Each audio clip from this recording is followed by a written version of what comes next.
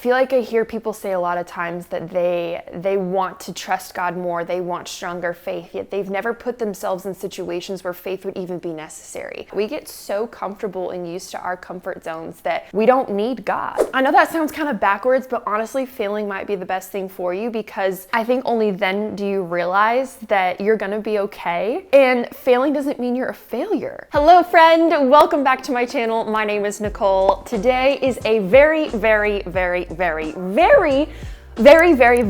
exciting day because we are celebrating a new milestone in this family: 500,000 friends. Woo! We hit 500,000 friends here on this YouTube channel this week, and truly, I am blown away. Never in my wildest dreams did I ever think that this channel would be doing what it's doing with as many of you as there are, and I just want to take this time to thank you from the bottom of my heart. None of this would be possible if it weren't for you.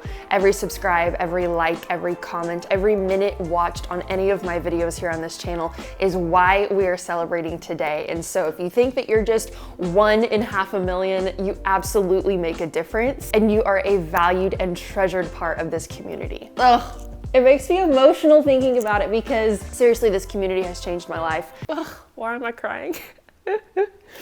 I'm just so thankful. When I started this channel when I was 13 years old, I didn't even know the potential that it had to turn into something that I could do for a full-time living. And then once I started to learn about YouTube, it was always a dream that I had in the back of my head, but deep down I never believed that I could actually do it, or that that would be for me. And so to be sitting here right now thanking you for being part of 500,000 people on this channel absolutely overwhelms me, because your support and your love and your encouragement and you being here is literally part of that dream coming true. So don't you ever think that you don't make a difference. And gosh, that's a message just for life in itself. Your existence, your input, your words, your role in other people's lives could be part of another dream coming true. So never underestimate the power that you have to make a difference. Woo! I'm preaching, and we haven't even started the video. I wanted today just to sit down and do a classic little chit chat. We haven't sat down and talked for a while. So today we're going to do a Q&A. You all submitted some wonderful questions that I'm going to do my best to answer as many as I can. So grab a coffee, get your favorite drink, cozy on up on the couch, because we're just gonna hang today.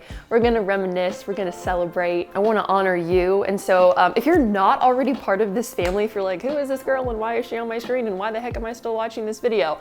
I'm Nicole. I'm so glad to be your friend. If you could do me a favor, give this video a big thumbs up and hit that subscribe button, because every Friday I drop videos, whether they're recipe tutorials, travel vlogs. My goal and my hope is that you are left encouraged and full of hope, and I want you as part of that family. All right, now before we get started, I think we should take a second to pay tribute to why this channel is even where it's at. It's probably why you subscribed in the first place. We all know them, we love them. It's the Smoothie Bowl. So before we get into it, please enjoy this little montage I put together of all of our favorites over the last 2 years. Take a look.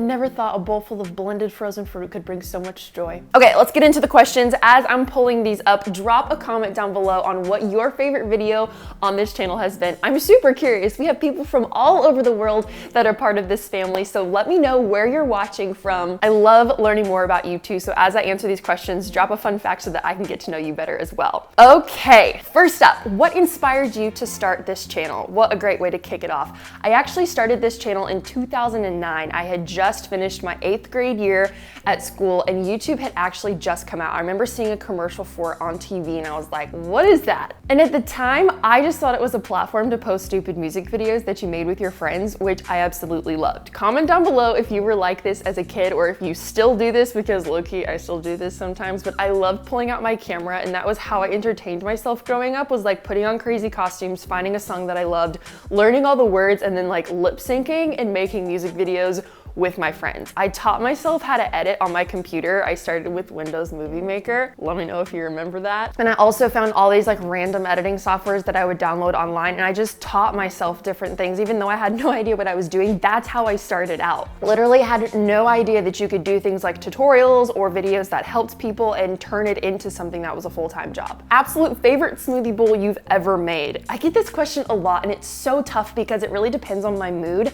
I've done a tutorial video on YouTube. I'll link it in the description box below of kind of like my go-to favorite. It's a pink pitaya bowl with mangoes, pineapple, protein powder. Oh gosh, that's hard though because sometimes I'm in like a chocolatey mood, and so I love doing like a chocolate peanut butter combination. Right when I first started doing smoothie bowls on this channel, I did a chocolate peanut butter smoothie bowl tutorial, and it's one of my favorites. It's so yummy, so you'll have to go check that out. How do you stay motivated and what helps you be productive? I want to start off by saying I'm not always motivated. I, like every other human, go through days and weeks sometimes where I'm just in a slump and I don't want to do anything. And it's tough because my job requires me to pretty much be 100% creative all the time. And the fact of the matter is sometimes I'm just not creative. Sometimes I don't have any ideas, or I get discouraged, or I feel defeated, sometimes for no reason. But some things that help me are remembering why I started. I feel like that might sound cheesy, but when you have a purpose and you have a meaning behind what you're doing, it's a lot easier to find reasons to keep going. For me, I'm super passionate about food and about people and feeding people around the world. And so whenever I get discouraged, I think about everybody that would be on the receiving end of what I'm doing and how I'm stewarding my gifts. Another thing that helps me, this might be a little bit weird, let me know if you can relate to this or if you do this as well, but sometimes I go back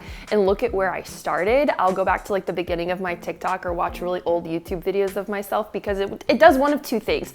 One, it either encourages me because I realize how far I've come and how bad my videos were when I first started, or two, it encourages me because I realize how much fire and passion I had when I started, and I find videos of myself where I'm so full of energy and so full of creativity, and I'm like, oh gosh, that's where the heart is. That's what I want to be. Sometimes seeing my younger self actually encourages me. And how do I stay productive? I'm all about lists. I've been making lists for years because I feel like you're more likely to do something and get things done if you actually write it down. It's the same thing with goal setting. If you have a hard time being productive, write things down. Make a big long list of everything that you need to do, and then once you have that big list, prioritize. Put the things that are the biggest and the hardest and the things that need to be done first, put them at the top, and then everything else in descending order. And what I like to do is pick one big hard thing and tackle that first. And once I complete that thing, then I pick something smaller and a little bit easier or maybe mindless, and then I do that thing to kind of give me a break, and then I go back up to the top and tackle one more big thing.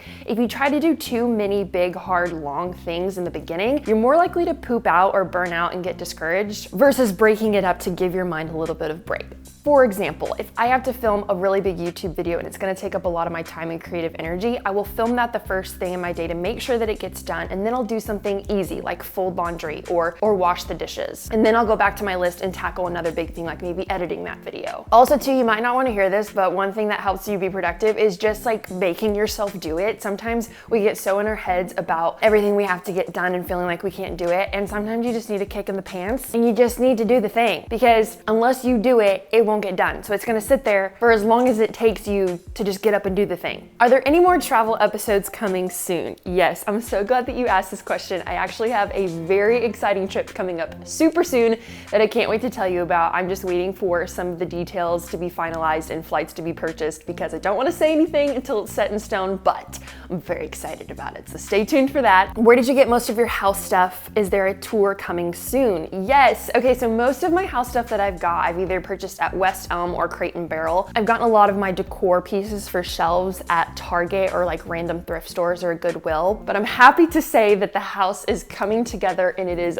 almost done to the point where I feel like I can film a house tour. I moved into this house at the beginning of February. If you remember, I've got an empty house tour on this channel already and more videos explaining my move to Nashville and why I came here, but it's taken so long to get every room put together. I've never had to furnish a whole house before, so not only is that super overwhelming, but it's also expensive, and everything has been super back-ordered and delayed with everything going on in the world. And so I still have random pieces of furniture that are showing up still as I'm like slowly piecing everything together. But the good news is it's almost ready to show, and so I'm hoping to film a full house tour here in the next couple of months. What do you use to blend your smoothies? I use two different blenders mostly. I have the Vitamix 5200 and then the Ninja Nutrafoodie Duo, which I don't know, I think they still make that blender, but they have a couple new versions that have come out since then that are probably better than the one that I use, but I switch back and forth between those two and I love them a lot. I always have that linked down in the description box below in the thing that says my smoothie bowl starter starter kit. So if you're looking for that or any other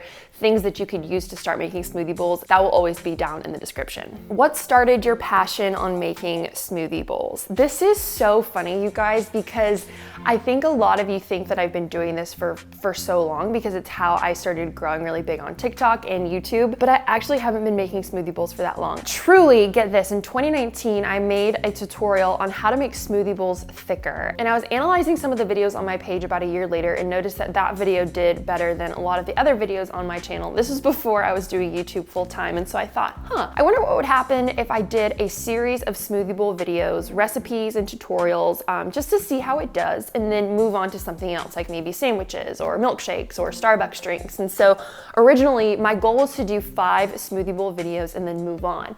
And I started that right around the time of the lockdown in 2020. And so I was posting shorter versions of those videos on TikTok as well, and they blew up, like started taking off, getting millions of views, and everyone started calling me the smoothie bowl girl.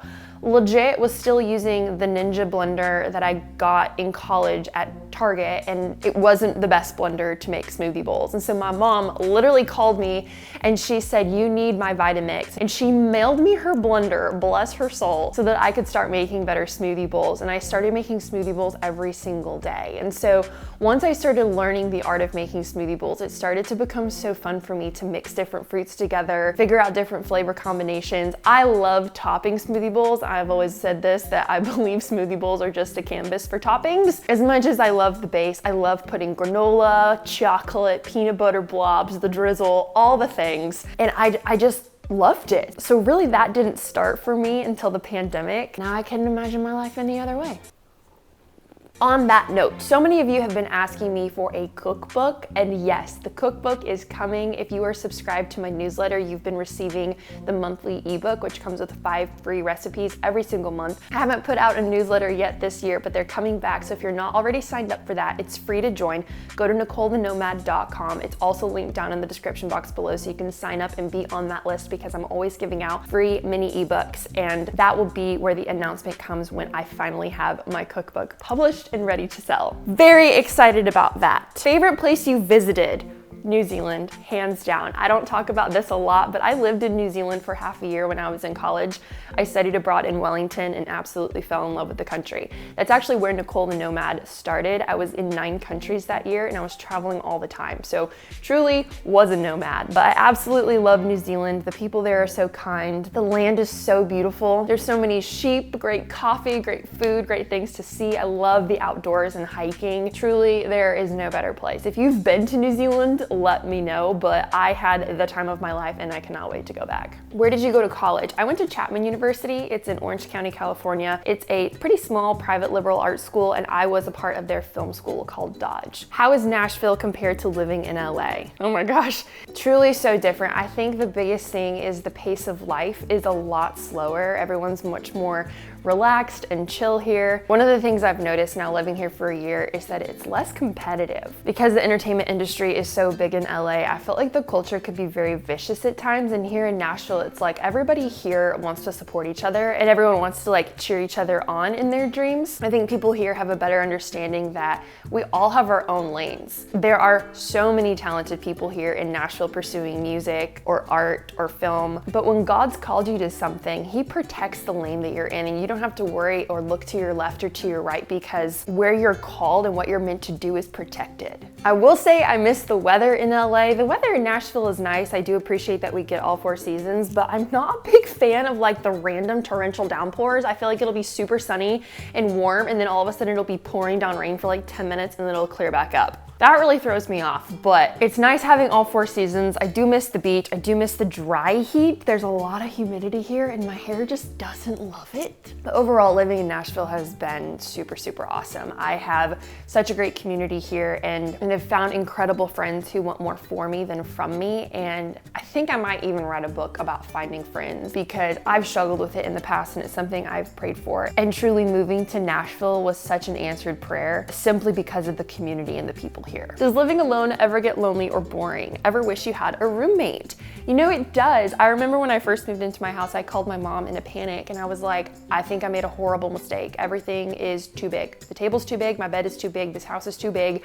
I'm so lonely. But one thing I was really intentional about when I first bought this house was coming here and praying over the house that it would be a place of community, that people could come and gather and have meals together and play games and make memories and feel filled up and encouraged when they walked out. I love hosting, I love cooking for people, and it makes me so happy to be able to have a space that I can invite people in. And so every week I tried to do something where people come over and it helps make it feel less lonely. Also, I realized that I won't get this time back when I get married, and I hope, fingers crossed, that in the next 5 to 10 years I will be married, and once I'm married, I won't ever have time like this to myself. And so I'm soaking up that season and trying to make the most of it, because this truly is the only time that I will have undistracted time to spend with the Lord, really get clear on who I am and what I'm doing, and I'm very thankful for that. What has helped you grow deeper in your faith? A bunch of things. I think the most important practical advice I could give somebody is consistency. Spending every single day with intentional time with the Lord, with prayer, Bible reading, journaling, whatever that looks like for you. Making a practice of that every single day is going to make a huge difference. I remember this was really tough for me in the beginning of my faith because sometimes I didn't feel like I heard from the Lord, or I wasn't getting anything out of reading the Bible, or it just felt kind of like I was going through the motions by every day, reading my Bible and saying the same prayer. Kind of makes you feel like a broken record.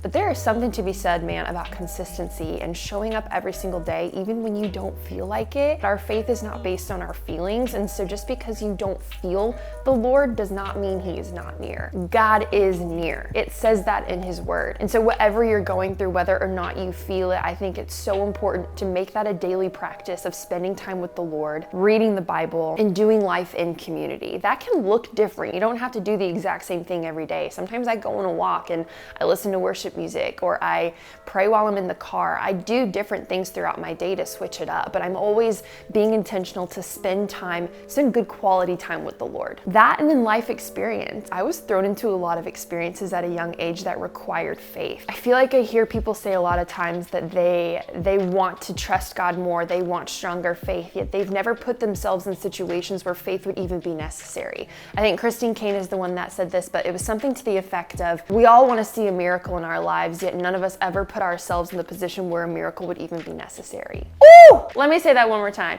We all want a miracle in our lives, but none of us ever put ourselves in a position where a miracle would even be necessary. How true is that? We get so comfortable and used to our comfort zones that we don't need God. We want to have control of everything. We want to have it all figured out. We want to have our hand on everything and have everything within our capability because it's safe. There's less risk. But where can God move in that? There is no place that he can work if you have it all figured out. And so I encourage you to put yourself in situations where your faith is required. I'm not saying go stand on the edge of the cliff and do something that is dangerous, but step out a little bit. Do that thing that you feel like that still small voice is telling you to step out in. It might be scary, it might be unknown, but that's where God shows up. That's where he leads. That's where he takes care. That's where he provides. And so if there's fear there, cast that on the Lord and give him a chance to do something in your life. Okay, last question. What's something you wish you would have known 5 years ago? Oh gosh, I could write a book about this too. Probably that. 2 things. Stop being afraid of failure because it's not going to kill you, and stop trying to be perfect. I think these 2 things go hand in hand because there were all kinds of dreams and things that I wanted to do when I was in college and when I was in high school, but I held myself back from them and I didn't even entertain the thought of trying it because I was so afraid of failing. I was so caught up in maintaining this unrealistic expectation I thought people had of me, essentially living a perfect life because I had an image problem that I would literally not go after these dreams that God put in my heart because I was so afraid if I failed, I would look dumb, I would lose all my friends, lose my reputation. I don't know what I was so afraid of, but it literally took me failing for me to understand, oh, failing isn't gonna kill me. I'm still alive, I'm still okay, and that really wasn't so bad. I know that sounds kind of backwards, but honestly, failing might be the best thing for you because I think only then do you realize that you're gonna be okay. And failing doesn't mean you're a failure. I wasted so much time trying to be perfect when I full well knew I'm human and I will never be perfect. And so I wish I would have taken that time and energy and spent it on going after my dreams and giving it to God and trusting that he was gonna see me through those different situations. So if that's you, it's okay if you fail. That's literally the heart behind hashtag do stuff is just get out and do stuff. Do something. Don't be so stuck in fear and insecurity that you might mess up or you might look dumb. You're probably gonna mess up. You might look dumb, but that's okay. We all look dumb at some point, and none of us are perfect. In order to do something well, you have to first be willing to do it badly. I've said that so many times, and I wish I would have known that a long time ago, because I think I wouldn't have been as afraid to go after my dreams. Okay, that was really fun. I hope you loved it. I hope you feel like you know me a little bit better. Again, I wanna know about you. This is a two-way friendship here. I care about you, and I'm so thankful that you're a part of this community. So drop a comment below. Let me know where you're watching from, how you found my channel, things about yourself, literally anything. I love you so much. And again, I'm so thankful. Still cannot believe that we are celebrating 500,000 people in this community. Guys, it's so crazy. If you're not part of this family but you want to be, give this video a big thumbs up and please hit that subscribe button because every single week we have new videos and I don't want you to miss them. Thank you so much for watching this week. We'll see you next time. Bye.